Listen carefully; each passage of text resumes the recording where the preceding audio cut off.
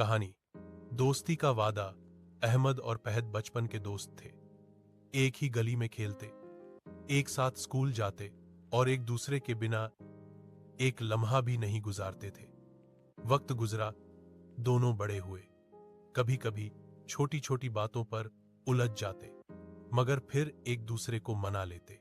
एक दिन एक मामूली सी बात पर अहमद ने गुस्से में फहद से कहा, तुम्हें अपनी अहंकारी भावना ज्यादा अजीज है, दोस्ती नहीं।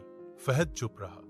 चंद लम्हों के बाद वह बोला, शायद तुम सही कह रहे हो, लेकिन याद रखना, सच्ची दोस्ती एक बार टूट जाए तो सिर्फ दिल में रह जाती है। इसके बाद दोनों ने बात करना छोड़ दी। दिन, हफ्ते और महीने गुजर गए, मगर दोनों के दिलों में एक ही खलिश बाकी थी, काश हम दोबारा बात कर लें। एक दिन फहद बीमार हो गया। अहमद को खबर मिली तो वह भागता हुआ अस्पताल पहुंचा। कमरे के दरवाजे पर खड़ा हुआ तो देखा, फहद कमजोर मुस्कुराहट के साथ कह रहा था, मैं जानता था तुम जरूर आओगे। अहमद की आंखों से आंसू बह निकले।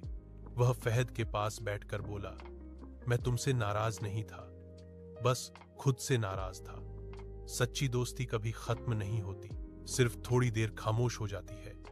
फहद ने कमजोर हाथ से अहमद का हाथ थामा और कहा, चलो वादा करते हैं, अब कभी खामोशी हमारी दोस्ती के बीच नहीं आएगी। पहले, दोस्ती का असली मतलब यह नहीं है कि आप हमेशा सहमत रहें, बल्कि यह कि आप विरोध के बाद भी एक दूसरे को न छोड़ें। सच्चे दोस्त नाराज हो सकते हैं, मगर वे कभी दिल से जुदा नहीं होते।